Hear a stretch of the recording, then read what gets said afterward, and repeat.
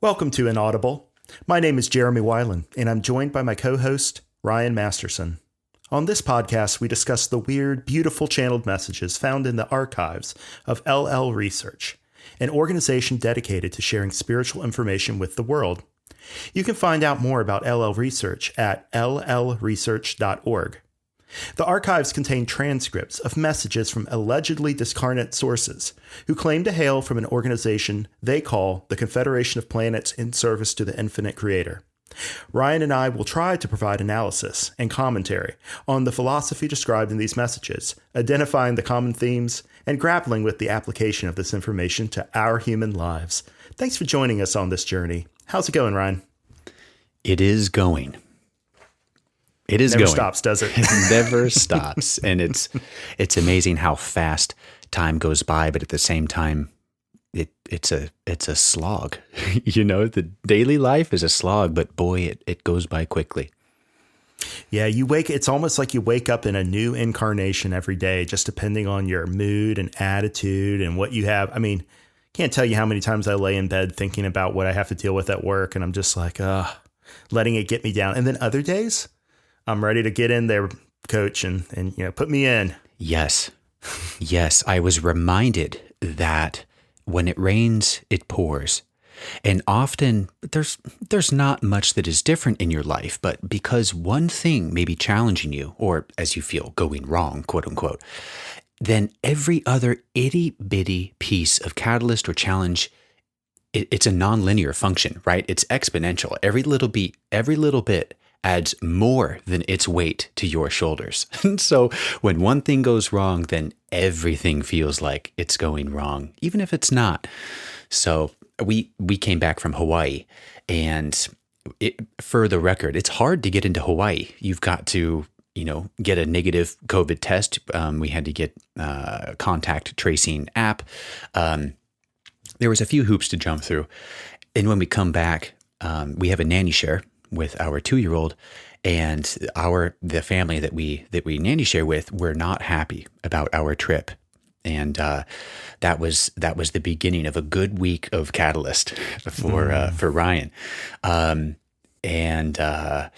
I completely see it from their perspective after meditating on it for a bit. But for a while, I was quite a bit frustrated, and then like little things were just chiming in that were really annoying me. So it was quite a good week as far as the getting some practice in understanding others. So I appreciate that. But it's other than that little piece, it's been good. Our vacation was good, and we came home, and now we're back to the schedule, back to the grind, so to speak. So one of the things that I think is really interesting in the material is they don't put a lot of emphasis on it, but they do talk about the concept of annoyance, right? Like, there are things that anger you, and then you respond, and that's good, clean catalyst, right? That's triggering you, and but the annoyance stuff, right? Where you have this choice, you're not just sort of like swept away by it, but you're just kind of gnawed at, and it's kind of more of like a test of patience, and like, can you allow for your initial knee-jerk reaction to some catalyst? Just let it ride for a little bit, right? And just let it simmer, and let it expose itself to you. And it may be not, that's the thing. A lot of times I find that if I don't act out on my annoyance, that little thing, remember I was saying in an earlier episode, it's the little things that get you, not the big things as you go on the path. Yes. It's just a lot about, am I willing to feel this or not? Am I willing to feel it, or is it a big problem that I feel it? And I'm going to do everything I can do, the first thing that comes to mind, that either pushes it down or pushes it out. But you just can't feel it. So I think about this annoyance thing a lot, because it really is where things come at you sideways, I find. Does that seem reasonable? Yes. I really like that. And it reminds me that sometimes I compartmentalize things in my life. And especially if I'm being challenged in one area, I've got to shut that part down for a little bit while I deal with other things that need to be dealt with before I can mentally and emotionally get into, that part that I've just compartmentalized. So it feels like sometimes, when I've got that catalyst just dripping in, that water torture catalyst, you can think of it. Yeah.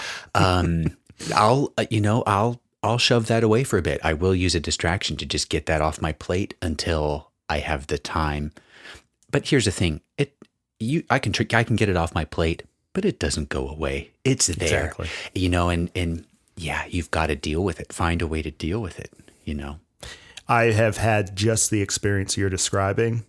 And the more that I've sat with it, the more I realize it's me trying to figure the catalyst out instead of letting the catalyst figure me out. Now, I don't know if that applies to you, but the idea is that we don't have enough focus to put on one thing at a time and we get overwhelmed. Is that the kind of thing that you're talking about?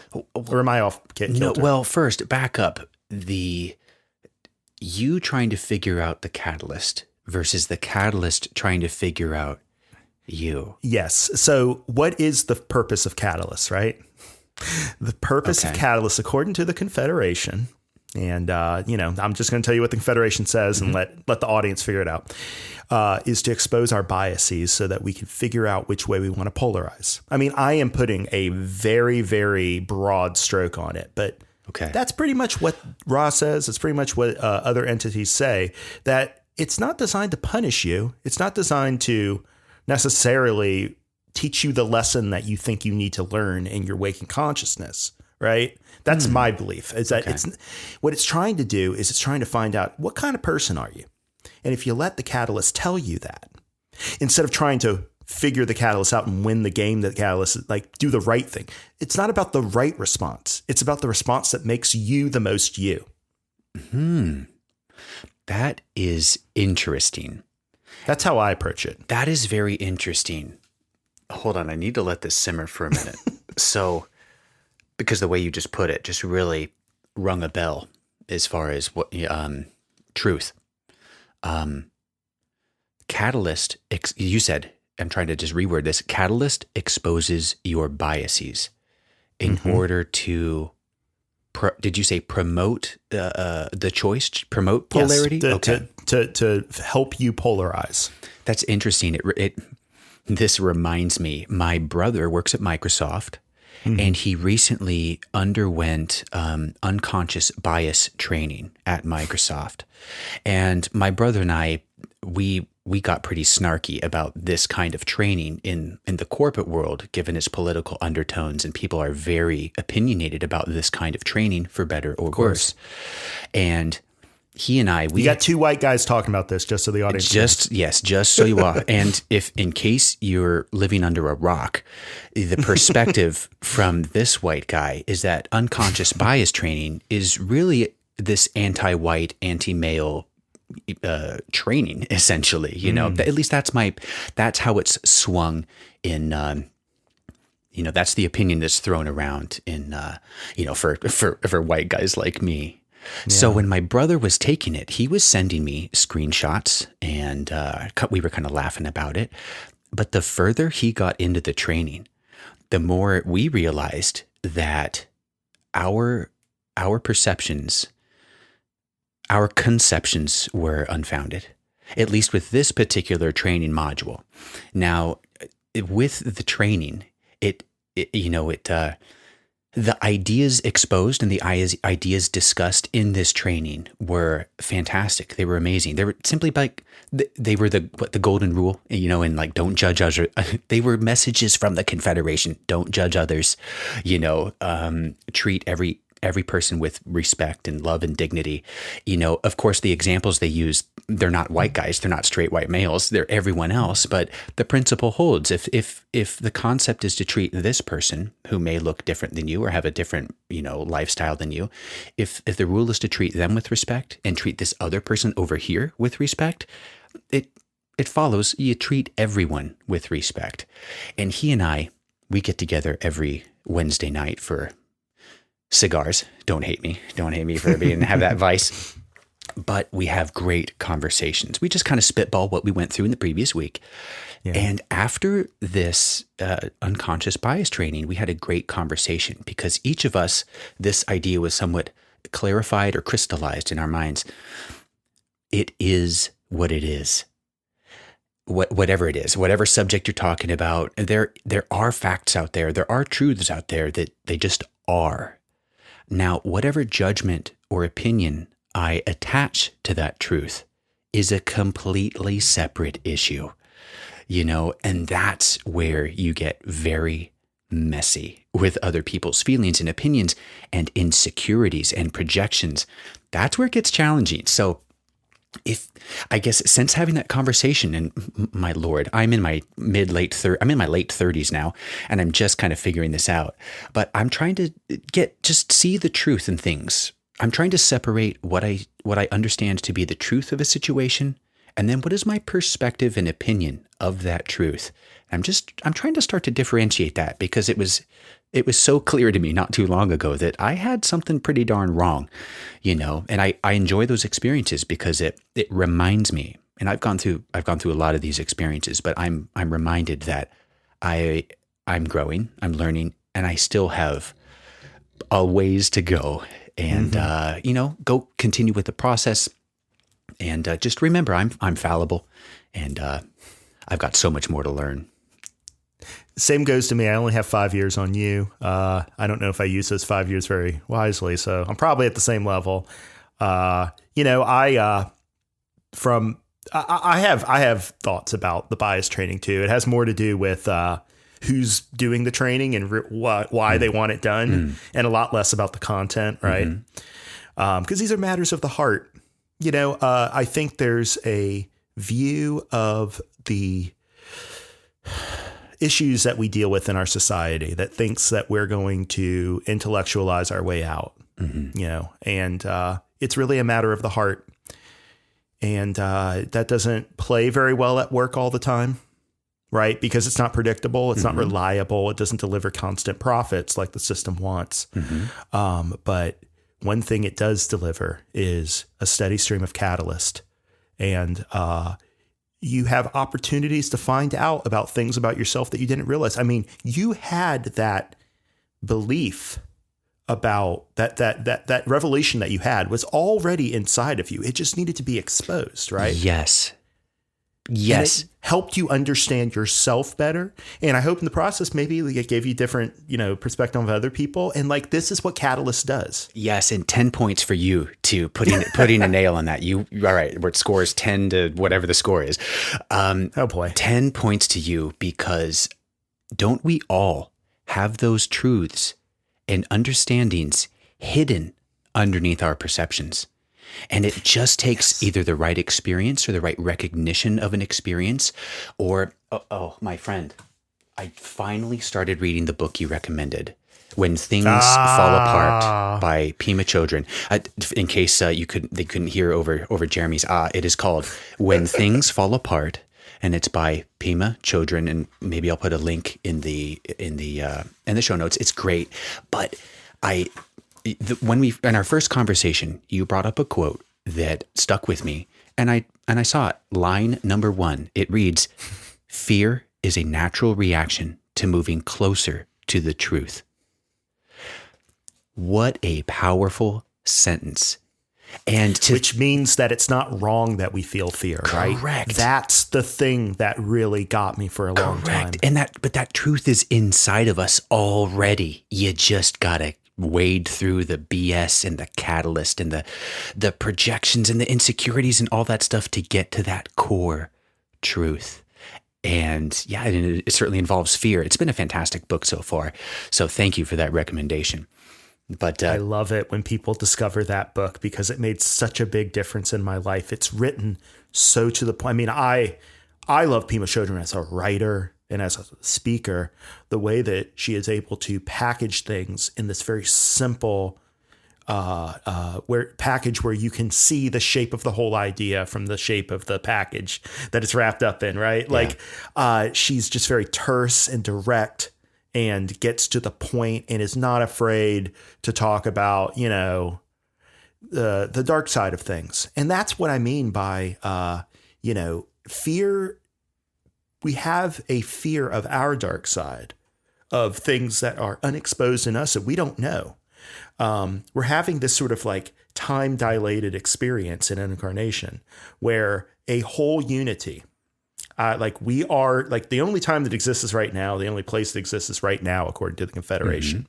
And so we're experiencing, I believe, this kind of artificially processized version of that unity, where we only discover things in at this cadence that our consciousness is at, where we're in time. And now I'm getting, I don't know where I'm going with this, but the whole point is that like time gives us the ability to have the realization. If we didn't have the process of time and the way that things go forward constantly, then we just experience all unity, all love, all the time. And so the level of consciousness that we're at is, we don't get that. I read a quote recently that said, you're in a vast sea and you're a bubble. We are telling you and you feel inside yourself that you are part of that sea. But right now you're a bubble. That's where you're at in your awareness. Be a good bubble and know that you're going to return to the sea. You're going to bring all of that with you when you return to the sea. And it's all just a part of this ever-present moment. It's a good point, and I'm at a fork in the road right now with which direction to go, because we quickly skipped past, I think, one area that I would have wanted to go into, and that is coming to these realizations, dealing with catalyst. So much catalyst is generated from interpersonal reaction or interpersonal relationships, how we deal with other people, stuff that, transgressions that they commit against me or against you, and how we deal with that. And the challenge for me is understanding what the Confederation means by love. How do you find the love in this scenario, in this situation, and in the other person? And I think there's been more than a few times where they've said it's you're never going to get to the golden age by connecting man to man, man to woman, woman to woman, because there's too much BS. You have to figure out how to see the creator in the other person. And that is its own, that's its own can of worms. But there's a couple things I wanted to read that came through in recent transcript readings. One of them is from Hatan. This is in July 3rd, 1978, and I believe it's Carla channeling. And Hatan is discussing the concept of love. And I just want to read this really quickly and get your thoughts on it. It reads, Hatan says, "We are aware, my friends, that in your daily lives you cannot see clearly that love is in everything. And without that truth, the problem of finding inaudible, of knowing friends in everyone, or finding enough supply in those things which are needed for physical existence, of finding mental stimulation which is satisfying, of finding that emotional stability which among your peoples is called happiness. All of these things, my friends, are anything but easy. But you see, my friends, you are not without a clear understanding of love. It is as though you were in a deep underground prison, to which you have the key, my friends. Your body is the prison. It is a dense, chemical, inaudible, which carries your spirit about. It is extremely useful, for in it you experience emotions and situations which act as a catalyst in order that the understanding of your basic spiritual self may become tempered and toughened, thus producing at the end of an experience in the physical body an intense understanding of love. It is as though, my friends, in our vibration, we can never truly practice our understanding of love, for we see it clearly. Anyone can see in the daylight, but you, my friends, are in darkness To see the light in the darkness is much, much more difficult.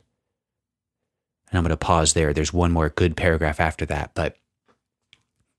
but so far, so good. And I think this just reiterates a couple of ideas that you've already said, specifically that, in this incarnation, we experience time, time to, we have a linear experience where at one point there's catalyst, then there's that time where we have to sort through it or deal with it. And at the end of that, we hopefully come out a better person with more understanding.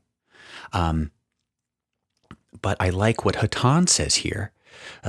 Let's see. He says, it is as though, my friends, in our vibration, we can never truly practice our understanding of love, for we see it clearly. And it makes me think that, okay, so in order to practice, there's got to be some level of misunderstanding there. There's some kind of work that needs to be done. It's a little unfortunate. I wish we had it all locked down, so we, didn't have to go through all these troubles. But I don't know. What are your thoughts? What are your thoughts on that? It shows me that when I'm upset, it's not because there's something wrong with me. I'm here to experience things like that. And it also shows me that so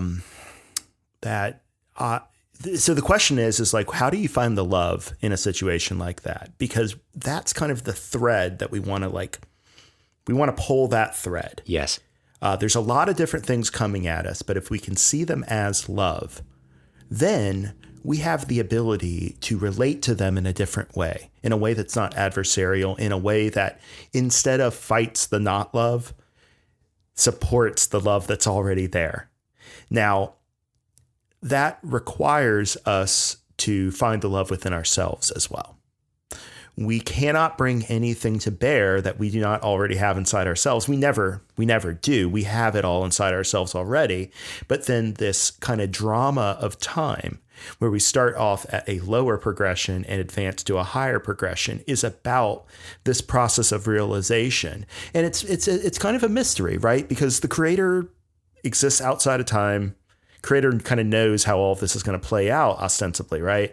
But the way that I think about it is that we are experiencing in a temporal sequence what the creator experiences as a unity. The same way that you can watch the DVD on the TV and see it frame by frame by frame, but you can also pull out the DVD and just look at the whole thing.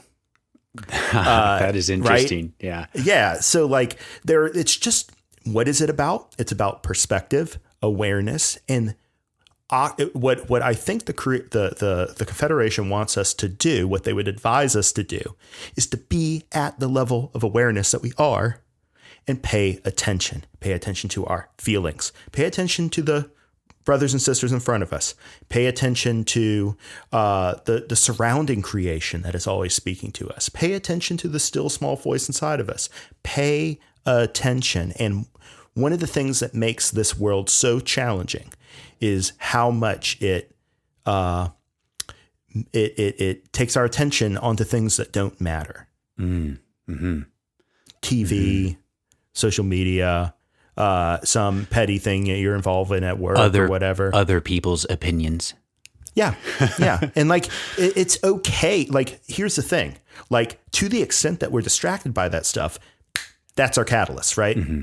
So if we're not keeping centered and observing it and getting the fruit of it, the harvest of the experience out, well, then we're going to go through an unconscious way of processing that, which means it's going to feel like catalyst. It's going to feel like some sort of struggle where we go through a progression of starting out not knowing something about ourselves, going through this process where we realize something about ourselves. If we already have it to bring, then we have it. Mm-hmm. And we don't experience the exact same thing as catalyst. We experience it as simply something that's going on in our lives. Mm-hmm. So everything is, in my opinion, everything is really, really united. And it's all about figuring out who we really are. Those are those biases that are being exposed. When a very, very different kind of unconscious bias, let me just say, than what was being addressed at that work thing. Like I don't know if it was like a Robin DiAngelo thing or something. It was not, but, which is probably why we were like, oh, okay, this will work. This is okay. I mean, but like recognizing that you are unexplored territory. Maybe that's a good way of putting it. The world and other selves are unexplored territory, but so are you. And a lot of times, what catalyzes us in our interactions with others are things that we are afraid of or do not like about ourselves. So we're in a hall of mirrors.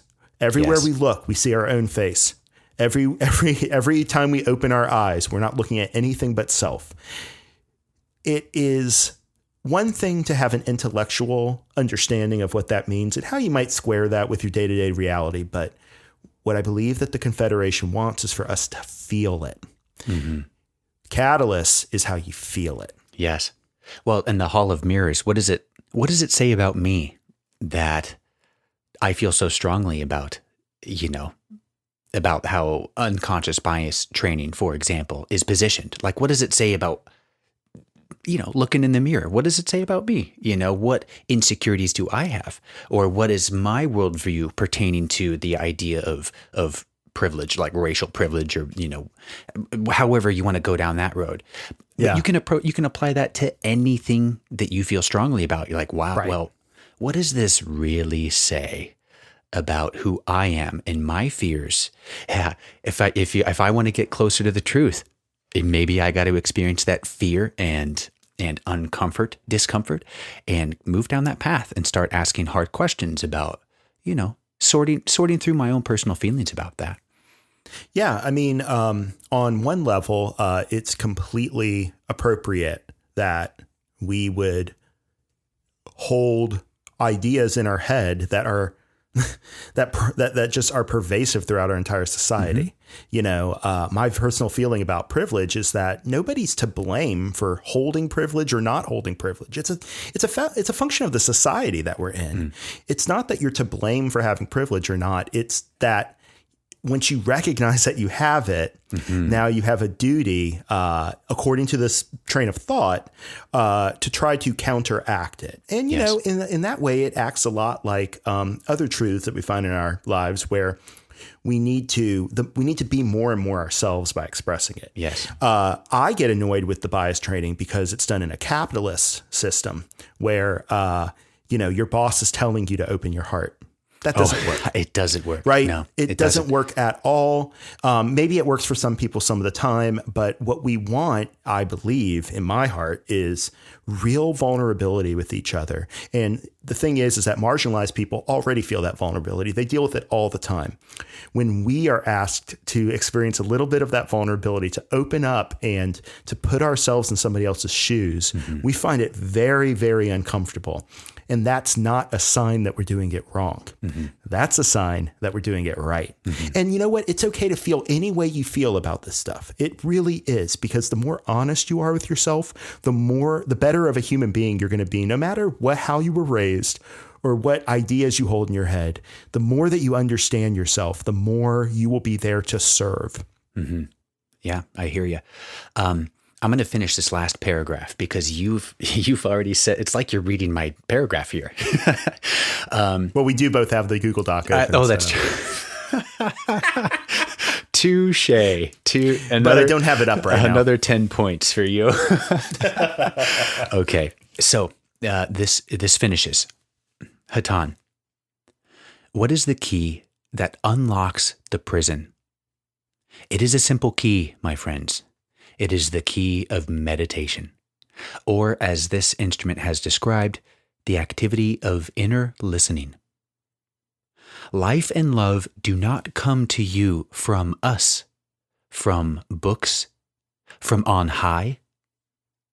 No, my friends, life and love come to you from within. For within each of you is the spark of the Creator. It is a matter of becoming conscious or aware of that spark which is already there, and then allowing that light within to shine through to the outside experience and thus illuminating it, thus granting supply where there was lack, healing where there was pain, friendship, brotherhood, and harmony where there were enemies, disagreement and disharmony. As you breathe in and as you breathe out, my friends, you use up this mortal life that you have taken on with courage and dedication at the outset to make use of as a time of learning and inaudible, under adverse circumstances, under the circumstance of forgetting what you knew as a spirit. Try to remember, my friends, what you already know, that all men are brothers, that love and consciousness dwell in everything, that all is around you is alive and part of the creation, which is love. And scene. Yeah. Those golden vocal cords, listeners, isn't it great? Boy, that's it's nice rereading these a little bit. Well, at least when we're in the middle of this kind of conversation, because just a few more things pop out. But yeah, but that's why I love your podcast so much. I get to experience all this stuff I already read in there are times when just because of the way that you articulate something, I hear a completely different reading than I read 5 years ago, While we're reading, I'm going to do one small paragraph from June 26th, 1978, on the same lines of love, because, one thing I struggle with so many things, but one thing I struggle with is, seeing the love in every situation. Okay, that's tough enough. But then let's say you do see that love. Then what's your next step? Do you go out and preach? Do you go out and high five everyone? I mean, what do you do?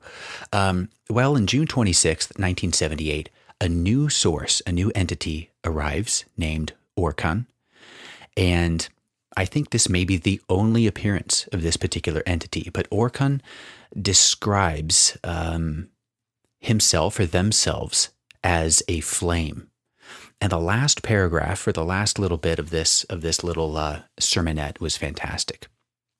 It goes, "If you have the discipline to seek the flame in moment, whether it be in the day or the night, in joy or sorrow, in something great or in something very small, if you have the discipline to seek it, then you become the flame.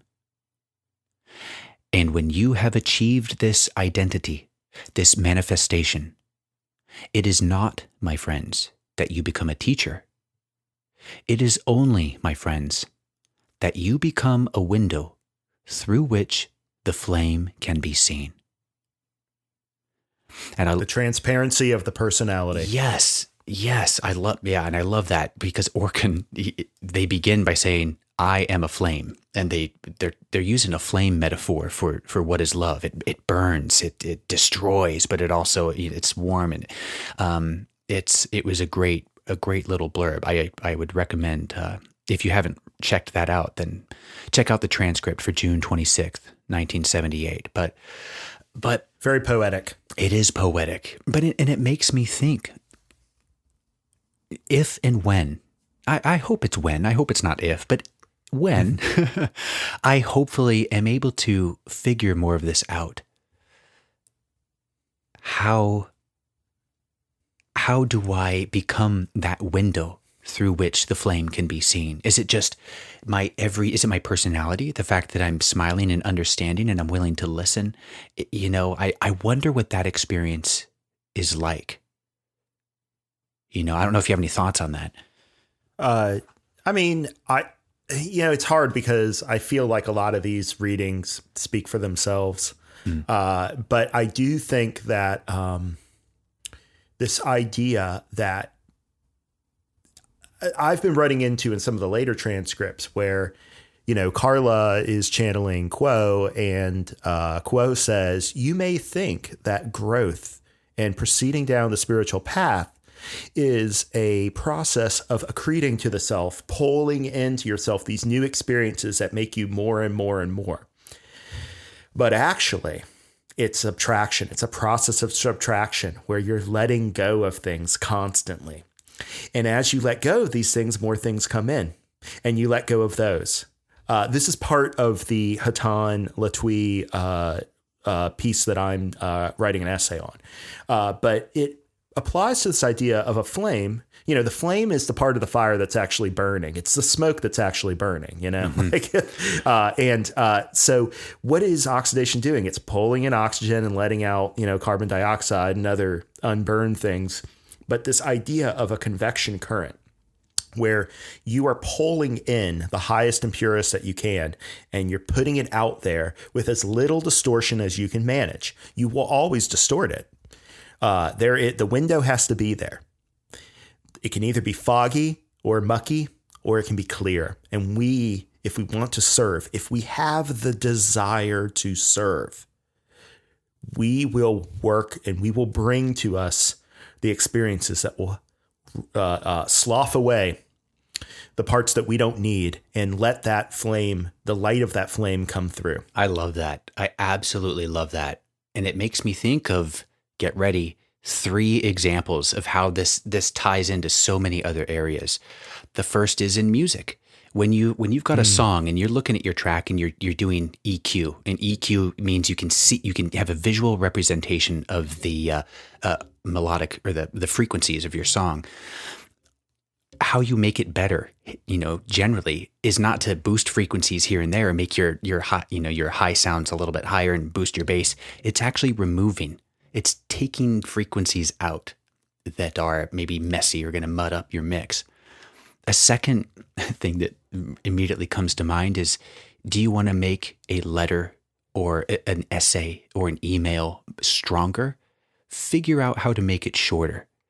Remove the unnecessary words. I know I talk a lot. I need to work on my verbal, you know, removing. And then third, I think of Ram Dass. He tells a story, or Richard Alpert before he changed his name. He tells a story of him trying to learn what it is to serve and to love. And he tells this experience when he learned that the more empty he became as far as, I think, expectations and of others and his internal baggage, the more loving he was able to be, the more understanding he was able to be of others. But I love the way you just put it, and that is, what can you slough off? What can you get rid of to get down to that core, you know, that core flame of who you are? Everybody listening to this knows what it's like to hold on to something that you don't want to lose. And it's that holding on that manifests fear for us. And it's a normal fear because we live in an illusion where scarcity seems real, and nobody expects us to act in a way that doesn't reflect the reality we see before our eyes. What the Confederation, what the Creator, what I think we all try to expect of each other, what we want to encourage in each other, is a way of seeing ourselves that changes all of the rules and all that obtain in that thing that everybody else is seeing. If we can put ourselves in somebody else's shoes and for a moment put aside the fact that we're annoyed by somebody, or put aside the fact that we're angry at them, or put aside the fact that we're hungry and we need to go do something else, but just be there, whoever we are, however flawed we are, be there for somebody. It might turn out that it's a big problematic thing that happens to you, but you will learn because you're doing it with sincerity. And so you asked earlier, how do I achieve that transparent personality? Well, I'm certainly not a teacher if Orkin isn't, right? But I think it has something to do with desire. What the meditation, I think, especially for somebody just starting out, is trying to do is it's trying to get clear on who you are on a basic level that you could never explain with words. Ultimately, you're getting down to that vibration that is you. That's something that only you can know in your inner self. And then you are trying to get everything that's not that vibration, not necessarily thrown away, but just let go of it a little. a process of slowly letting go of things that don't serve you. And as you do this, you will realize that you desire things, that you have desires. You may not be able to put them into words, but they are there, and they will express, as you make room for them, they will express themselves more. And as you make room for the catalyst that helps you see them, you will see them more and more. And that is how, over time, with the aid of meditation, you can learn what you desire, how you can serve on a moment by moment basis, and start being a better helper for your fellow man. Start being a better reflection, because what you want is to be a better reflection of that other self to that other self. We don't, as we get to the point where we want to love and serve in a service to others manner, we are looking to comfort people, to give them hope, inspiration, and we can't do that. We as personalities do not have sufficient love within us to do that. We are limited, psychological, organic animals, and animals don't have that ability. We are in this unique situation where we have a spirit complex, and our job is to make room for that spirit to more and more help us act like spirits according to principles, and less like animals reacting to stimuli. Interesting. Can I tell you a quick story? I'll try to keep it quick about desiring catalyst. Because in multiple transcripts, Hatan states, all that stuff that you're dealing with, you desire it. And I'll read. I actually have a transcript up here, which I would like to read and hash out with you a little bit about the tribulations that we go through. But I had a great experience before we left for Hawaii. I bought a new synthesizer. Well, not new, it was used. I bought it's called a Hydrasynth. And very excited about this particular piece of hardware. I'm so jealous. It's amazing, not gonna lie. So I found it on Craigslist. And I had to drive about an hour to get up to it. But, first off, as I'm responding to the person on Craigslist, hey, I'm interested, we're working it all out, where to meet, etc. And deep down somewhere, I've got a flag that keeps flipping up. Ryan, something's up. Don't do this. I'm thinking, I'm recognizing that in my head because I've learned to trust my gut, but not so much to cut it off. But I was questioning, I'm like, why am I feeling this way? I was trying to articulate, I was trying to intellectualize why I was feeling that way. Long story short, I get up there, I talk with the guy, I buy the synth, he was a super nice guy. I bring it home and I'm playing with it. It's everything I want it to be. It's amazing. I'm playing some scales and I get up to the top. And I'm like, oh, this little note doesn't work. Okay, well, I switch the patch. I'm like, maybe for this particular patch, these keys aren't set. Nope, keys don't work here. I'm like, son of a gun. So I go through 5 or 6 different patches and I learn that 8 of the 49 keys, that is roughly, I think, 16%, dear friends, 16% of my keys do not work. And I just paid $1,000 cash for this amazing synth that I wanted. And I laughed. I actually laughed because in my mind was the choice, what we kind of spoke about last episode, the choice. Okay, I can be really upset. How am I going to respond to this? I got this guy's phone number, am I going to go crazy and call him up and, no, I'm not going to do that. I laughed because I immediately saw I guess you could say was my desire for perhaps a test, because my gut, my subconscious, my higher self, whatever it was telling me, dude, don't buy this. Something's fishy about this.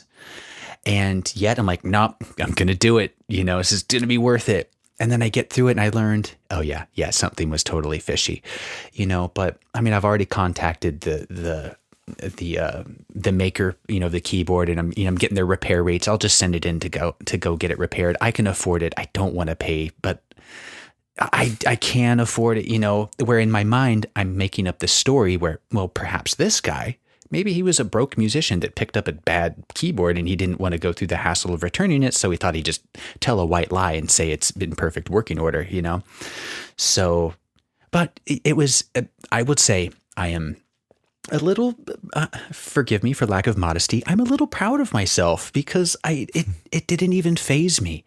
I'm like, I try to see it from his point of view, and I'm like, either this guy is, he's in a tough spot, or you just create a little bit of karma he's going to have to work out later. And then for me, I'm like, yeah, it's not everything I wanted it to be, but it's enough for now, and I can get it fixed, and it's not a huge deal. And a reminder to trust my gut, trust it. That's the big lesson I see is you might, even if you trusted your gut, still bought it. Mm-hmm. Certainly. You say, I'm willing to take the risk. I hear what you're saying, inner voice, and I'm taking under advisement. The point is to give us a choice. The point is not to do the right thing. That's what's so confounding is that from the time that we are able to, be a self, we are told what to do and what not to do. And we learn this very rigid sort of ethical, moral approach to things where we're a good boy if we do X and we're a bad boy if we do Y. And we take that with us into our adult lives and then wonder why everything's so messy. It's not, from the Confederation's point of view, it's not about that. It is about experiences that help you grow. If it would have helped you grow for, things to turn out even worse than they did, then that might have been what would have happened. And this is, it's funny because it sometimes seems like this way of looking at human experience has a lot of cruelty to it. Mm-hmm. Are we just fodder? Are we just like, are our personalities or the people that we interact with each day really just these video game avatars of spirits, and these people that we interact with don't matter? But maybe sometimes it feels like that, but it's only because we don't see the whole picture. And that's why it's important to stop intellectualizing it. If we had enough data, maybe we could come up with a good model of how to think our way through this life. But we don't even see a slim portion of it. We see so little. And that's right. It is right for us to see so little. We are not supposed to navigate our way through life savvily. That's the service to self path, right? Where you focus solely on your own advancement and you see people as means to that end. But for the service to others, you are trying to put yourself in situations where you can serve, where you can shine that light through more clearly. And, I am very sympathetic because I've bought duds before when it comes to synth and music equipment. But at the same time, pretty low stakes to learn this lesson. Totally. You're right. Compared to the things that we value even more than that, You're right. It's wild to think about, I hesitate because I'm getting into my, the stuff I get excited about, even though it doesn't mean a whole lot, but it's fun for me to think about. You can just, send the check for my hourly rate. We'll continue the psychoanalysis. But the fact that, when fourth density is described, that there's this telepathic link, the veil is thinned, if not removed. Our connection to each other, our connection to the Creator is, and when you have that telepathic link with others, and when you begin to create that social memory complex where one society joins in mind and heart and spirit to move in one singular direction, when you have that link with others, there's no such thing as misunderstanding, because you can feel what that other person is feeling. You can hear what that other person is thinking. And I would imagine, and I'm completely spitballing here, but I'm imagining that you really understand what that other person is going through. So in that sense, you do kind of have all of the information, I would imagine it's a different set of complexities and challenges, but about how you work through that. But it's just interesting to think that in order to get there, to that point, you have to go through what we are going through. And you have to make the choice. It has to be a choice before you can enjoy that post-race beer after you ran a marathon. You've got to run the race first. There's no free ride, but it just reminds me that what is the purpose of our incarnations, of this density, of this experience? It must be to learn lessons so that when we eventually get to the next level, we know how to handle what comes at the next level. And then, we just keep on, we keep on moving forward. Yeah, I think it's a little bit of a mystery what exactly is at work here. And I think it should be a mystery. Sure. And it's also really fun to speculate about what fourth density consciousness is like when you're part of a group mind. But the thing is I kind of feel like at this late stage of third density or early stage of fourth density, we're kind of seeing what it looks like already. I mean, look at all the problems with privacy online. I mean, these are all ways that we cut ourselves off from each other and hide ourselves that this network is exposing more and more. It's not good or bad, right? It's just the way that it's like evolving. And like there's a Hatan quote that I think is really interesting if you want to speculate about what fourth density is like. I don't remember what date it's on. Sorry, but it says, "We do not promise heaven in the sense that meditation offers an easy street. For we in our brotherhood worked upon the spiritual path for yet many more eons than you. Yet within our ranks, because there always lies more than one path from one point to another, we have dissension and disagreement. We have discussion and argument. We are not without imperfections. We often do not see the total picture. Just like us, they don't see the whole picture. It is simply that at least we are being honest in a way that we have gained by virtue of continued seeking. We are a little more in touch with who we are than your peoples. We have begun to see that we are all truly one in the Creator. Meditate, my friends. It is simply that at least we are being honest in a way that we have gained by virtue of continued seeking." See, we can have the transparency and all that, but like once it has exposed all of who we really are, if we don't have the desire to polarize, to serve in this very unique way, not unique, but very intense way, either in the service to others or service self-direction, then there's nowhere to go. There's nowhere for social memory to actually take root. Social memory has to be the entire, in my opinion, I'm kind of speculating here, but it seems like it has something to do with getting the entire group pointed in one direction. And then everybody is just their full selves. They don't always have to be completely united. It's not as if strife is a sign that there is something necessarily wrong. It's simply the fact that it is a search for harmony. And you can't really find that harmony unless you're willing to drop all of your pretenses, all of your masks, and be like, whether I'm a sexist or a racist or an asshole or I'm whatever I do, I'm me, and I'm willing to expose myself and my heart. And that's what vulnerability is about. And that's how you're really there for other people. It's not by being a perfect person. It's not by saying the perfect things or doing the perfect things. It's about being willing to open yourself up and to let whatever is purest in you come through. And the challenge really is to do the work on ourselves so that when those opportunities present themselves, we've already prepared and we can bring a better self. In the moment, it happens rarely for us to have transformation in the moment. We usually are like reflecting on mistakes that we made, or even if we did something right, we don't know how we did it, right? Like learning, meditating, sitting with yourself and learning how you think, learning what the nature of thought is and what the nature of the self is and what the nature of this life is to you.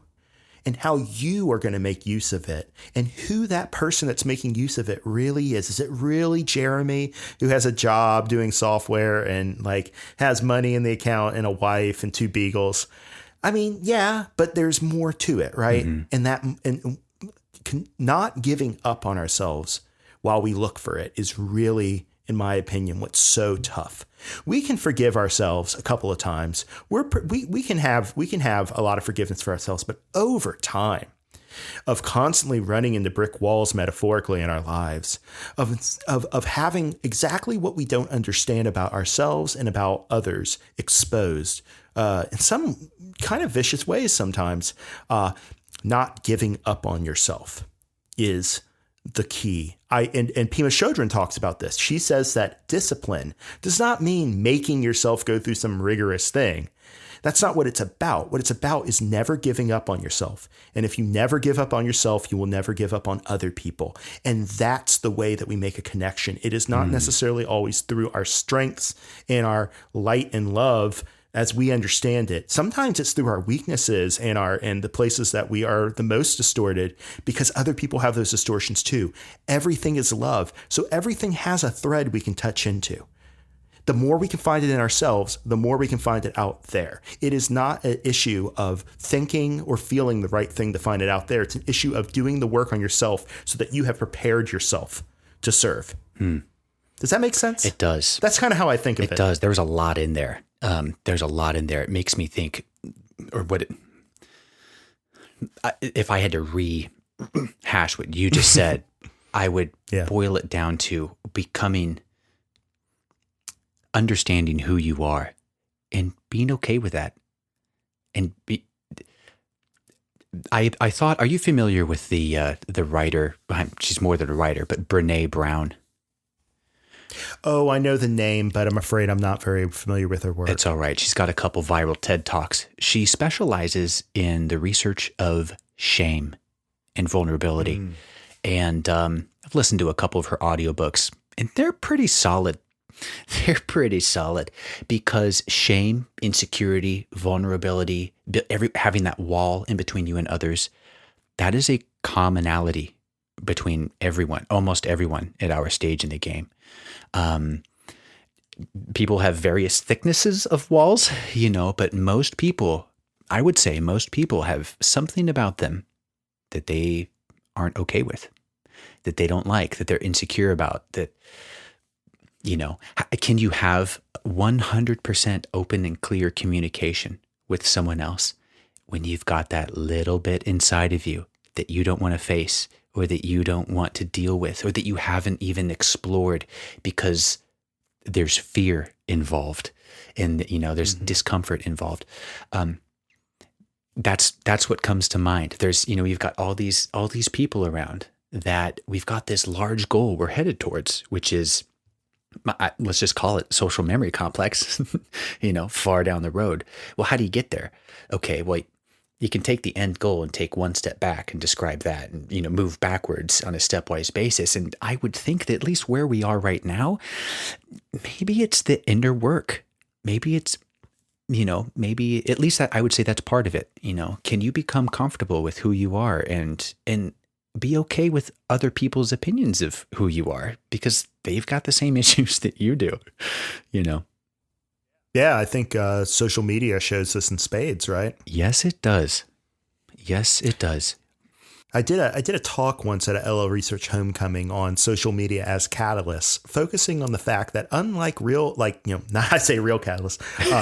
catalysts in waking life and interpersonal, in-person interactions, you can take your time reacting, right? Like, why do we all shoot off the response at our worst possible moment when we have all the time in the world to respond? It's an email, it's a tweet, it's a Facebook post.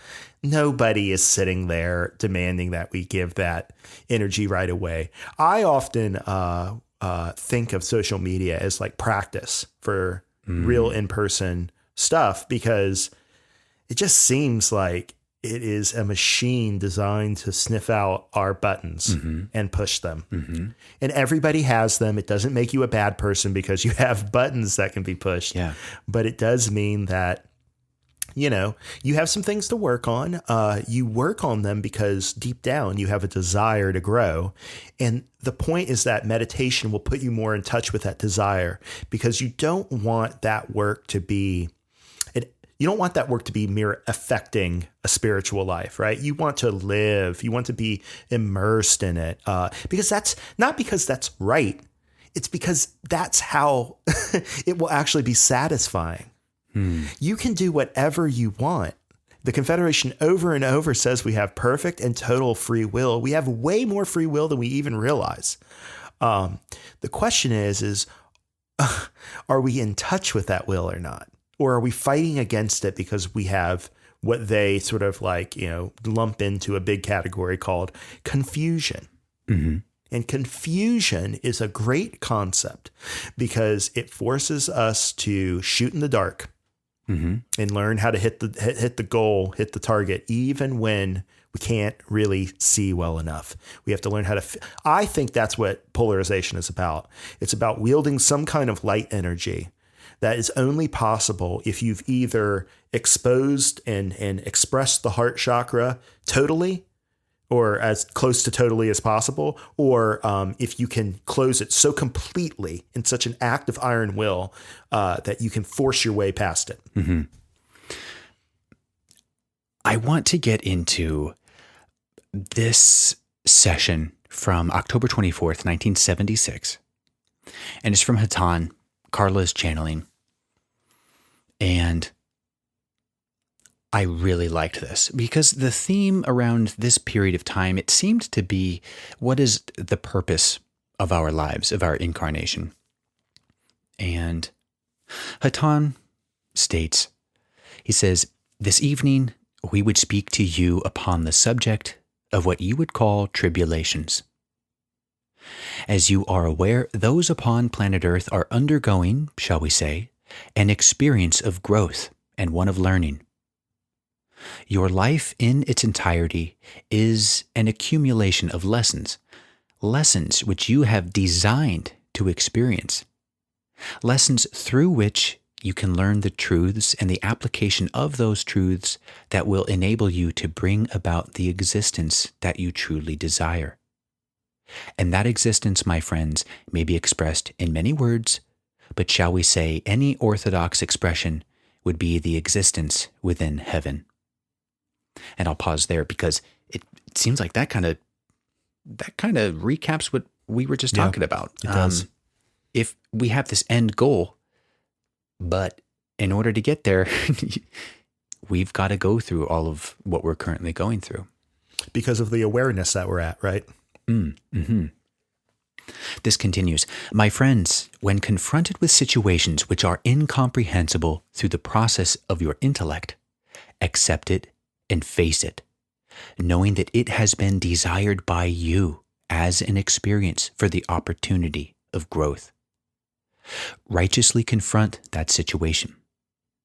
Enter into the experience with an attitude of love which contains no resentment or fear. Accept that which you have created, for indeed you have brought it into existence.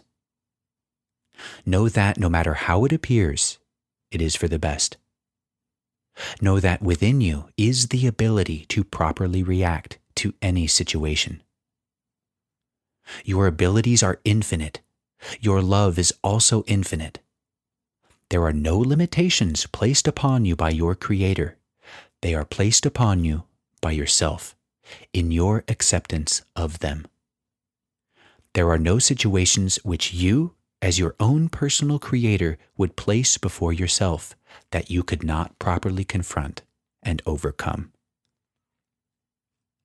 That is what you call a hard pill to swallow for someone who might be going through some really tough experience. The idea that, no, you believe it or not, you wanted this because there's a lesson in here that you wanted to learn. It's empowering. I think I've said this before. I think it's a very empowering framework, but that can be tough. Oh yeah, I struggle with it a lot because we can intellectualize an instrumental life all we want, but at the end of the day, living it is painful. How do we look at people's pain and say, that's what you wanted? We already talked about this. That's a callous thing to do. It's not callous because it's untrue, right? Like I think the Buddhists have a rule about speech, right? You ask yourself before you say anything, is it true? Is it kind? And is it necessary? I don't know if that's the right order, and I might have gotten it a little bit wrong, but it more or less gets the point, right? Like there are a lot of things that can be said that are factually true or that show a great deal of insight. Service is not simply shoveling those things that we see out to the other person, right? That's not service. That's not taking the care that we would like to be treated with and treating others that way. No, service is accepting whatever it is that this person is, the reaction this person is engendering in us, accepting it as self, as not something happening to us, as us literally. And like this, what I'm just describing is an intellectual way of packaging what is ultimately not an intellectual idea, because we can talk about this all day, right? The podcast listeners can listen to it and, oh, we all understand, but that's not fully it. Living it, learning learning its complete shape instead of just looking at one point of it, and going out there and being exposed, vulnerable to whatever is out there, whoever is out there, and letting people know that they can trust somebody. And that, these are ways that we can use these experiences, right? And they don't see, that's, I think the empowering thing about it from my point of view is that these things aren't for naught. We look at so much human suffering and we say, what a waste. None of it is wasted. Not one bit of it is wasted. Every single thing accrues, and every single thing will be let go eventually in that person's path towards the Creator.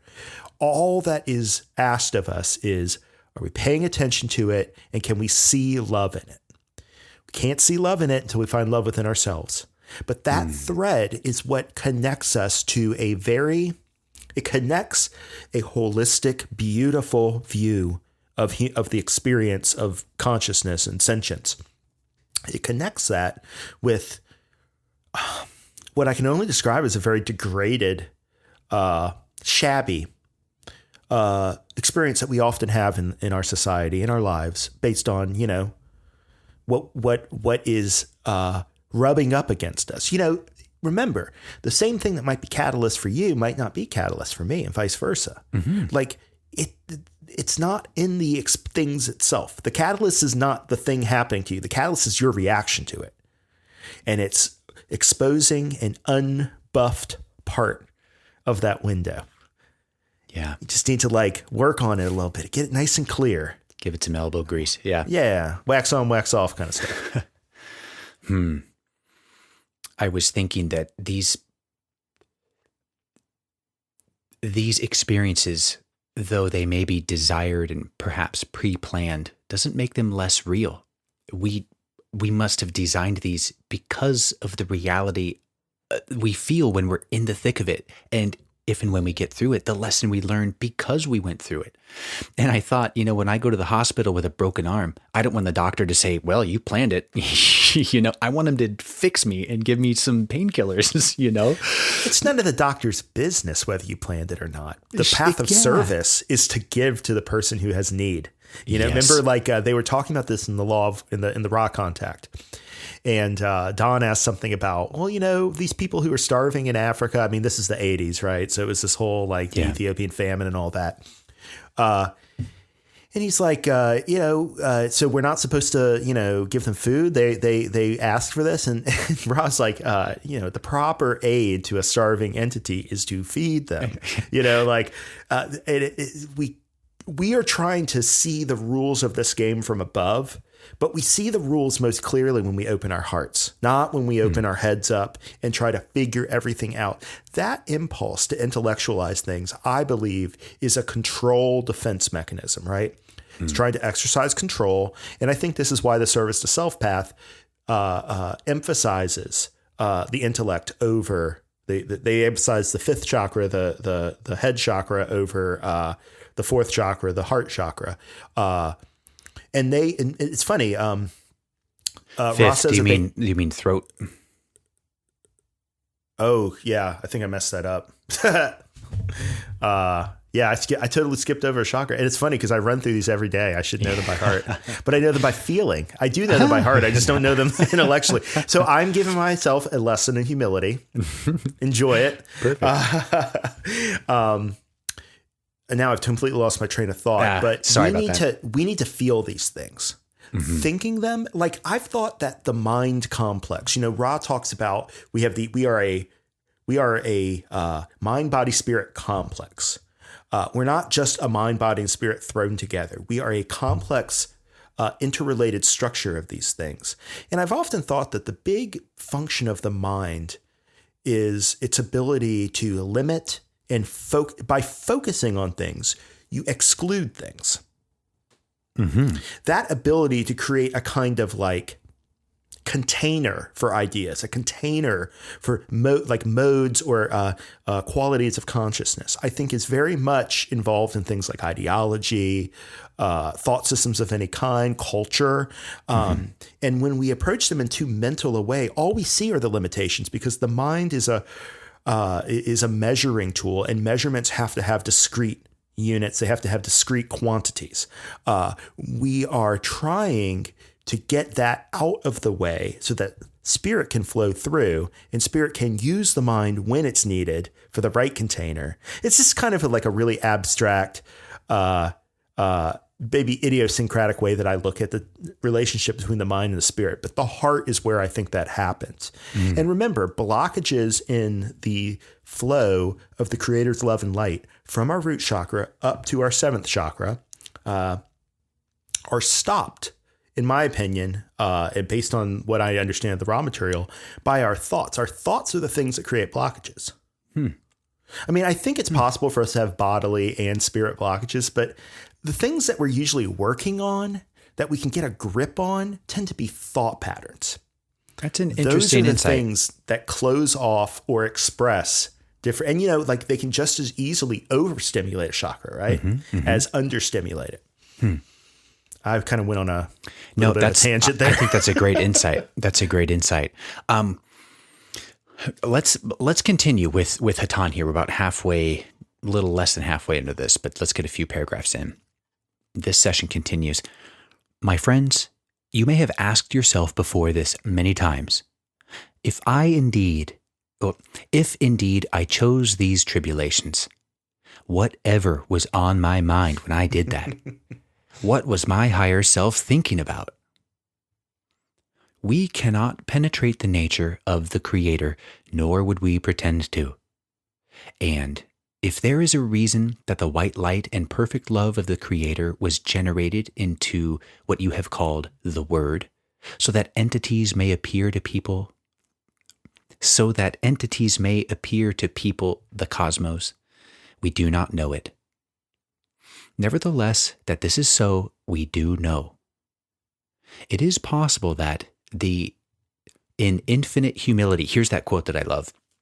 It is possible that in infinite humility, the Creator offered to all of His infinite parts total freedom to remake that creation.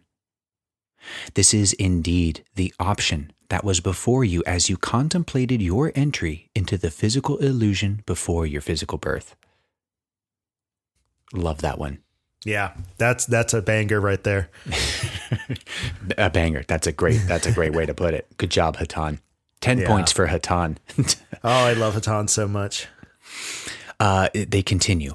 Before you came into the physical illusion, you were in an atmosphere where thoughts were obvious things, as real to you as the physical objects of your illusion are now. And the choices that you now find so difficult were not even choices. And you asked yourself, if I were put to the test, would you still know what love was? Would you still know how to serve your brother? Would you still seek would you still seek the Creator with all your heart? And so you came into this illusion. Perhaps one might think of what is in the mind of this channel, that in your armed forces, parents hope that their child will become a man. Service under these conditions is more difficult, Yet, under difficult conditions, one developed more rapidly. And so it is with you, my friends. This was your motive.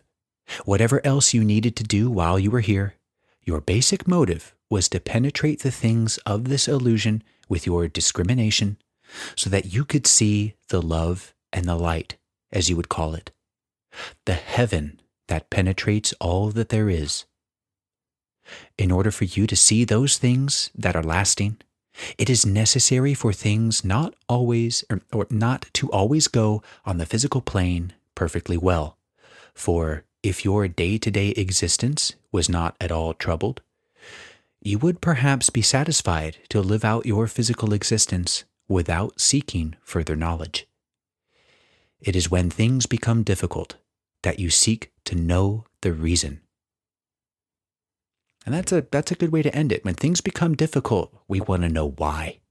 Why? And maybe that's why humans just naturally assume a higher power. Oh, there must be a reason. There's so much stuff going on in the world that is you could say objectively terrible. You want to know why it's all going on. Yep. And we find that answer within. And then when we find at least part of it within, that begins a process of the outer world testing that, right? It's not really that it begins some sort of like processes outside of ourselves, right? Our very change of perspective can be said to do that, regardless of what else. I don't know everything about what goes on metaphysically. I'm not trying to say that.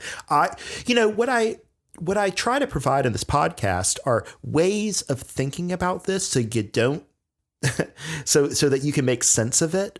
But like at the end of the day, you've got to find your own, way to think about it that gives you something to hold on to in this game that we're playing, in this whole experience that we're in. And what I'm trying to provide are like ideas that I found helpful, but they may not be helpful to you.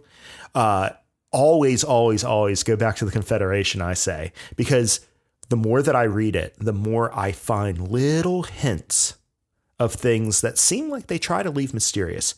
They actually don't leave a lot of stones unturned. It's just that we are very thick and it takes a lot to get through to us. We're trying to figure it out, and our entire culture tells us, figure our lives out, right? From the moment that we start thinking about what it will be like to be a grown up, we're trying to think, how do we get there and how we put one foot in front of another to get there. Remember, there's something else going on too. The more that you can get in touch with yourself, the more you participate in that, and the more satisfying, good or bad, the more satisfying it will be. And the more that you can use that to learn, it is the most satisfying thing in the world to know yourself. Because then you can accept yourself. You can truly accept yourself. And then the next step, dear listener, well, that's what it's all about, right? Yes. Therein lies the Mount Everest of of work. Yeah. We have all the tools though. Yeah. And we always get another chance. That's the thing. You think you've made mistakes in your life. You think there are things that are irretrievable. You always will get another chance to try again. That's the beauty of time, is that it goes on infinitely, right? But that means we always have infinite chances. If it's not in the way that you think it should manifest, in some other way that you don't. And it's not so much that reality is working on you, it's that your perception is creating these possibilities. Your perception, there's so much about yourself that is to be discovered. There are reasons behind things, but they don't fit into our workaday lives. We have to be okay with, I think in a lot of later quos, they talk about living dual lives, living a life that's of the spirit, and also living like a daily mundane life. That's okay. Sometimes we have the ability to shift our awareness. The idea is to take more charge of that, not out of control, but out of a desire to see really what's in front of our eyes, right? I think that's a great place to call it. if you don't call it, I'm just going to keep going on like this. Yeah, that's a great place to call it. Yeah, I could comment, but why? That was a great end. I hate to plug my own podcast, but for those who maybe aren't checked into the Living Love and Light podcast, where I just go through and read transcripts, daily transcripts, Hatan is on hiatus and Latwii is coming in. And for the record, Latwii is hilarious. So, and the information is different style, different personality. Definitely check it out. Even if you're just on the website reading the transcripts, check out a few of those. It's fun to see the group evolve. Latwii has stated that Hatan asked Latwii to come check in while Hatan was out because they feel the group is ready for level 5. And in we're recording this on Sunday. What is going to be out on May 3rd is one of the first, I believe, descriptions of 5th and 6th density from the perspective of Latwii, who is a 5th density entity. So very cool to see yet again another progression in LL Research's channeling archive. Absolutely. And Latwii, in case you don't know, listener, is part of the Quo principle. Mm-hmm. So they're going to be around for a while. Perfect. Yeah, I'm glad to hear that. Boy, also, I just realized that I did not record October 15th, 1976. I was poking around looking for reference material and I'm like, this looks new. And so if you happen to be one of my very few listeners, but if you happen to notice that I miss one, shoot me a message. I'm at contact@livingloveandlight@gmail. I think you can see that in the about section on YouTube, on the YouTube channel. You should be able to see that email address, but let me know if I happen to miss something. Alas, I'm human. I read the published version of the transcript library, and there are discrepancies between what's online and what's in there. Oh, really? So, look, it took a re-listening project of the original Raw Contact tapes to find over 50 questions and answers from the original Raw sessions that were never part of the book. So... Wow. Well, I've got some new books to buy. I've got some new books to buy because I've only got the originals. Yeah. Well, everyone, thank you for checking in. Thank you for your kind and encouraging messages that you're sending us. We really appreciate that. Please keep them coming. We're always available for questions and comments. But thank you for joining us today. Jeremy, anything left before I press stop on this thing? I echo what he said. Thank you so much for listening, and make sure you give us feedback if you have any feedback to give. Yes, please. Until next time, everyone. Stay in the love and light.